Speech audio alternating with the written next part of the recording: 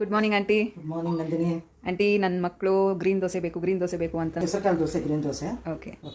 ಹೆಸರುಕಾಳು ದೋಸೆಗೆ ಏನೇನು ಬೇಕು ಅಂತ ಇವಾಗ ತೋರಿಸ್ತಾ ಇದ್ದೀನಿ. ಹೆಸರುಕಾಳು 1 ಕಪ್ಪು, ಉದ್ದಿನಬೇಳೆ 1 ಸ್ಪೂನು, ಅಕ್ಕಿ 3 ಸ್ಪೂನು, ಮೆಂತ್ಯ ಸ್ವಲ್ಪ, ಕಾಲು ಭಾಗದಷ್ಟು ಕಪ್ಪಲ್ಲಿ ಸಬ್ಬಕ್ಕಿ. ಇಷ್ಟು ತೊಳೆದು ನೆನೆಸಬೇಕು, ಬೆಳಗ್ಗೆ ರುಬ್ಬಬೇಕು.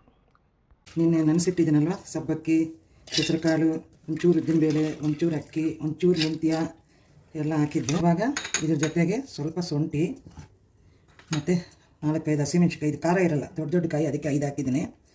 ಮತ್ತು ಸ್ವಲ್ಪ ಜೀರಿಗೆ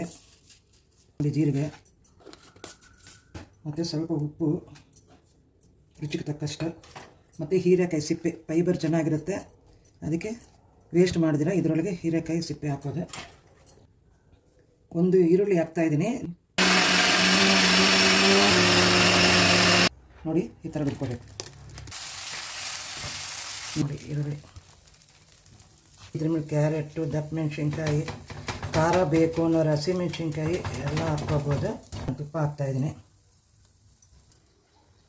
ನೋಡಿ, ಘಮ ಅಂತ ವಾಸನೆ ಬರ್ತಾಯಿದೆ.